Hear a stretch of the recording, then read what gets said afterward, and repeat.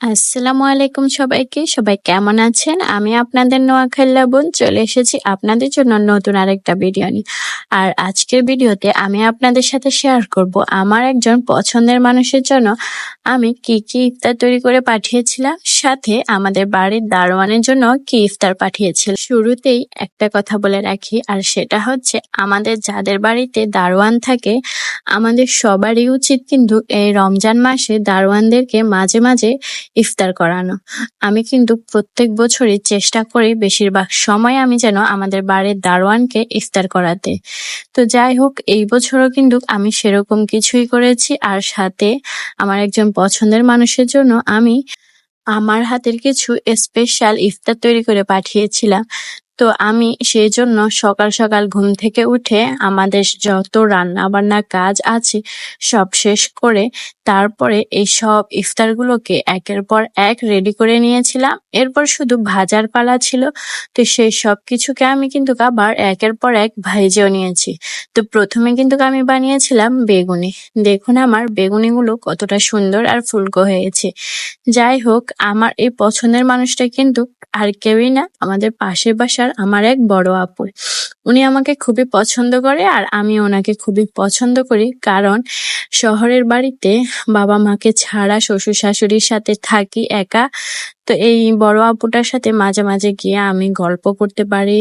তাছাড়াও আপু আমাদের অনেক বিপদে আপদে আমাদেরকে সাহায্য করে, যার কারণে উনি আমার খুবই পছন্দের একজন মানুষ।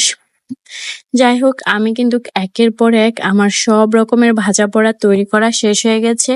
এখন আমি আমার আমার স্পেশাল কাবাবটাও ভাজা হয়ে গেছে। এরপর আমি এখন ভাজবো যেটা, সেটা কিন্তু আপুর খুবই পছন্দের একটা জিনিস। উনি প্রায় সময় বলে আমার হাতের এই ডিম আলুর চপটা নাকি অনেক ভালো হয়, যার কারণে আজকে বেশি করে ডিম আলুর চপ বানিয়েছি আপুকে দেওয়ার জন্য। তো আমার এই ডিম আলুর চপগুলো এখন একেবারে ভাজা শেষ, আমার সব রকমের ভাজা পোড়া কিন্তু শেষ হয়ে গেছে। এখন আমি তৈরি করব দই চিড়া। তো দই চিড়াটা মূলত আমার শ্বশুর শাশুড়ির জন্য করতে হয়, কারণ ওনারা যত রকমেরই ভাজা পোড়া থাকুক না কেন ওনাদের এই দই চিড়া লাগেই, অথবা নারকেল দিয়ে চিড়া, যার কারণে আমি প্রত্যেক দিনই এটা তৈরি করতে হয়। যাই হোক, আমার কিন্তু সব ইফতার এখন রেডি হয়ে গেছে। এখন আমি সুন্দর করে সবগুলো ইফতার সাজিয়ে তারপর আপুদের জন্য সেগুলো পাঠাবো। আর আমার অনেক রকমের ইফতার তৈরি করতে করতে কিন্তু অনেক দেরি হয়ে গেছে, যার কারণে তাড়াহুড়ো করে শেহজাদকে নিয়ে আফুদের বাসায় গেলাম। এই যে দেখুন শেহজাদ ওদেরকে কি সুন্দর করে ডাকছে আর ওদের দরজায় নক করছে।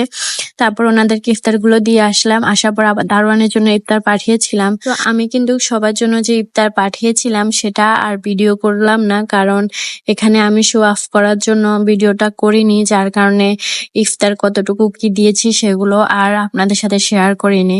তবে একটা কথা বলতে চাই, এই রমজান মাসে আপনারাও চেষ্টা করবেন আপনাদের পছন্দের মানুষ আশেপাশের মানুষদেরকে ইফতার করানোর জন্য। এতে করে আপনাদেরও ভালো লাগবে আর আপনার পাশের প্রতিবেশীদেরকেও ভালো লাগবে। যাই হোক, আমার ভিডিওটা আজকে এ পর্যন্তই। যদি আপনাদের ভালো লেগে থাকে অবশ্যই একটা লাইক আর একটা শেয়ার করে দিবে। দেখা হবে নতুন কোনো ভিডিওতে, সে পর্যন্ত ভালো থাকবেন। আল্লাহ হাফেজ।